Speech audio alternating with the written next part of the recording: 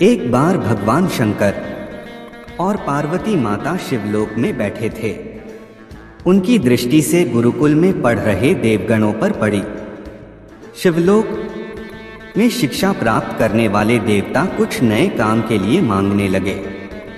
उन्होंने भगवान शंकर से कहा, प्रभु, हमने आपकी उपासना और शिक्षा प्राप्त की है। अब हमें आपके आदेश के अनुसार कुछ कार्य करने का अवसर दीजिए।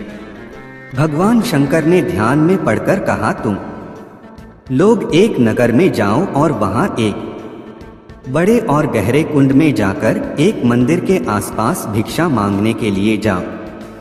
तुम्हें वहां 1 महीने तक रहकर भिक्षा मांगनी है और तुम्हें वहां के लोगों से किसी भी तरह की मदद नहीं मांगनी है। जब तुम वहां से वापस लौटोगे तो मुझे अपने अनुभव और सीख से बताओ। देवता गवाही देने के लिए शंकर भगवान के आदेश को मान लिया। वे वहां गए और मंदिर के पास एक कुंड में निवास किया। पहले कुछ दिनों में उन्होंने केवल भिक्षा मांगी, लेकिन कोई भी उन्हें कुछ नहीं दिया। वे बुद्धिमान और सहानुभूति वाले थे, लेकिन भिक्षा में भी उन्हें असफलता मिली। धीरे धीरे वे समझने लगे कि जीवन का अर्थ और सच्ची समृद्धि केवल भिक्षा पर निर्भर नहीं है। उन्होंने अपनी साधना में समर्पितता और त्याग के माध्यम से अपनी आत्मा के अंदर की गहराई को अनुभव किया। 1 महीने बाद वे अपने गुरु भगवान शंकर के पास वापस गए और उन्हें अपने अनुभवों की कहानी सुनाई। भगवान शंकर ने उनसे पूछा, तुम्हारे इस अनुभव से क्या सीखा?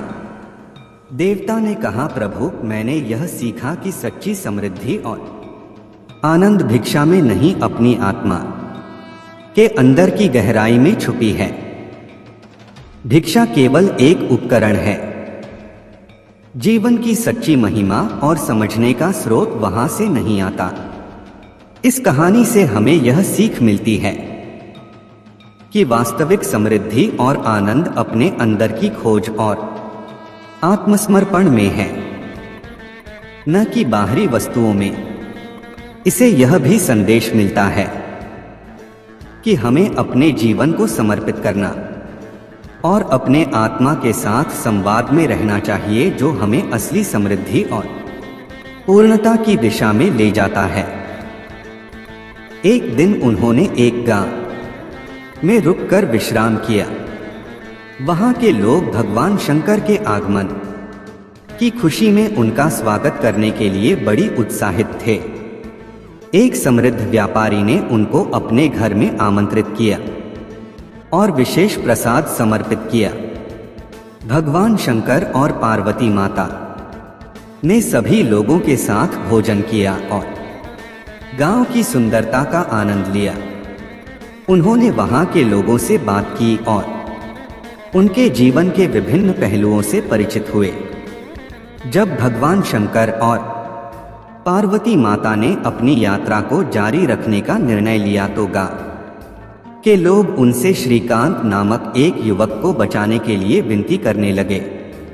उस युवक की बात सुनकर भगवान ने उसे अपने वश में लिया और उसे सुरक्षित रूप से उनकी यात्रा के साथ वापस भेज दिया। एक समय की बात है, शंकर भगवान अपने ध्यान धारण में लिपटे थे। उनकी आंखों में एक अद्वितीय उजाला था और उनके बाल झट से झटीले थे। वे जगमगाते हुए तेज आकाश की ओर निहार रहे थे। एक दिन उन्होंने अपने भक्त पार्वती से कहा, पार्वती, तुम्हें पता है, जब भी तुम्हारे सांसारिक जीवन के दुख और संकटों से आवाक होते हो तो मनुष्य वास्तविक ध्यान में लिपटा रहता है, लेकिन वे दुखों के बाद कैसे प्रेरित होते हैं? पूरा वीडियो देखने के लिए दिल की गहराई से शुक्रिया, धन्यवाद।